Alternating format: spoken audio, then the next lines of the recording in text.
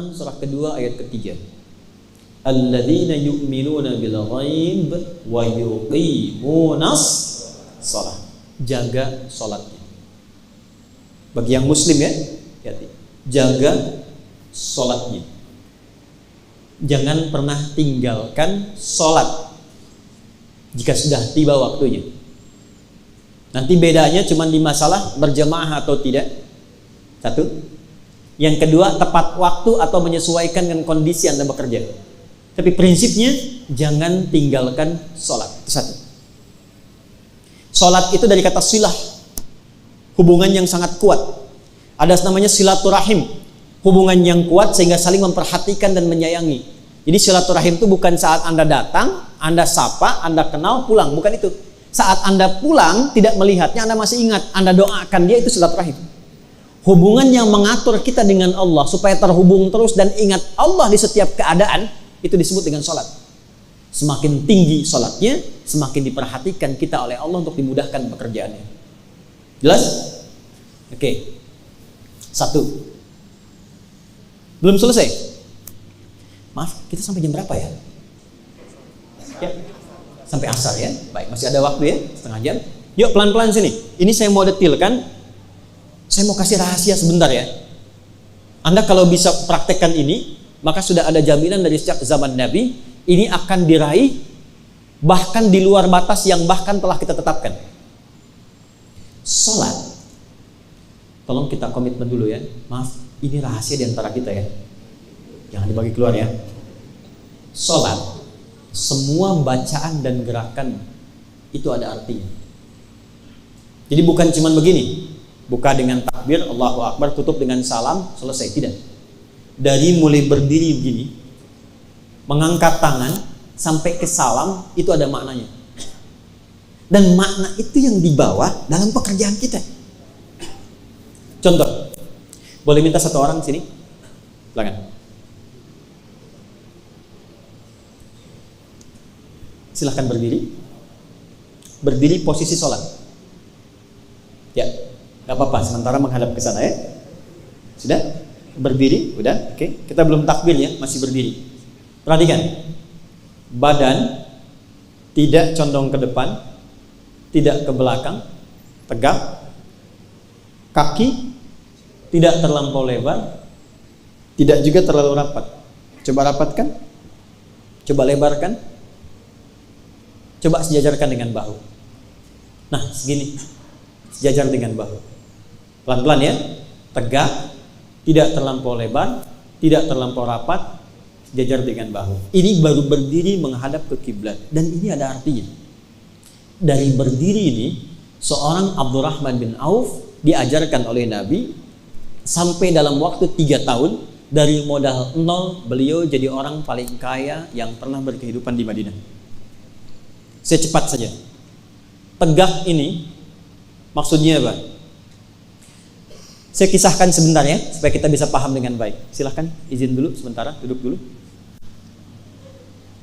Abdurrahman bin Auf, sahabat Nabi, itu pernah kaya raya di Mekah. Masuk Islam, ada ujian, diambil kekayaannya, dirampas oleh masyarakat yang belum kenal Islam pada saat itu.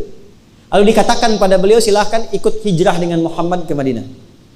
Tapi nggak boleh bawa apapun, pakaiannya aja. Untuk memberikan kesan bahwa, nih, kalau masuk Islam akan kehilangan potensi kekayaan dan capek dan belum tentu sampai di sana dalam keadaan hidup. Harta diambil. Yang jadi masalah keluarganya. Maka dikatakan kepada istri dan keluarganya, kalau ingin ikut suami, silahkan ikut, cuman bawa pakaian, pergi ke Madinah, jarak kurang lebih 400 km. Tapi kalau Anda tinggal di sini, maka semua harta suami akan diberikan, dan silahkan pilih laki-laki paling tampan yang ada di Mekah, kami fasilitasi pernikahannya. Sebentar ya. Kalau ibu-ibu yang sekarang atau yang perempuan diberikan pilihan dalam posisi seperti istrinya Abdurrahman bin Auf, ikut suami kehilangan harta dan jalan dengan pakaian, belum tentu selamat, atau tinggal di Mekah mewarisi semua kekayaan suami dan boleh pilih laki-laki tertampan yang ada di Mekah. Pilih mana? Ikut atau tinggal? Jangan dengarkan bisikan yang tidak jelas. Alladzi yuwaswisu fi sudurin nas. Tinggal atau ikut?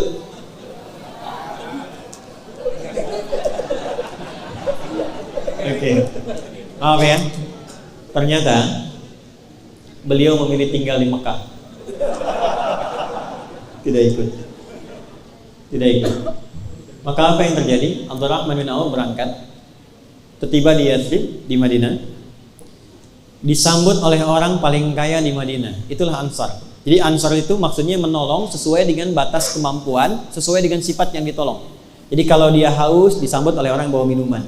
Dia lapar, disambut oleh orang bawa makanan. Ini orang pernah kaya, jatuh fakir, maka disambut oleh orang paling kaya lagi di Madinah.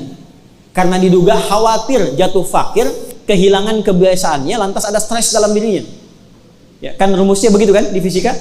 F1 sama dengan F2 kan? Gaya gerak sama dengan gaya dorong. Apa yang masuk itu yang keluar kan? Ya, kalau yang masuk bagus, salarinya bagus, cukup, mobilnya enak, keluarnya kan gaya. Kan? Kalau masih kurang, keluarnya nunduk, tawadu, kemudian sedekah gitu kan? Ya kan? Tapi kalau semakin tinggi, gayanya tinggi, persamaannya kan hukum Pascalnya F berbanding lurus dengan P kan? Ya kan? Gaya berbanding lurus dengan tekanan kan? Ya kan? Semakin banyak gaya, semakin tertekan kan? Ya. Nah, ini dikhawatirkan, kekayaan yang tinggi, gayanya tinggi, jatuh fakir, gaya belum hilang.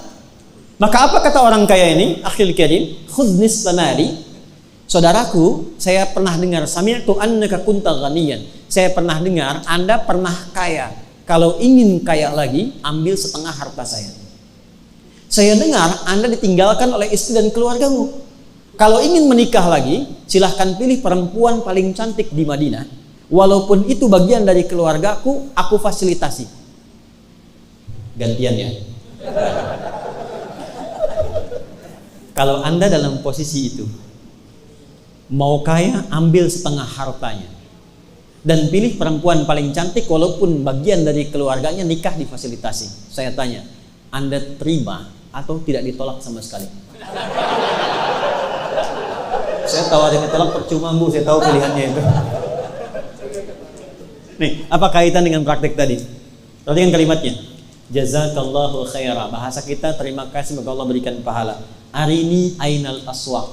Cukup tunjukkan kepadaku di mana pusat bisnisnya, di mana pasarnya. Karena beliau diajarkan oleh Nabi setahun sebelum hijrah.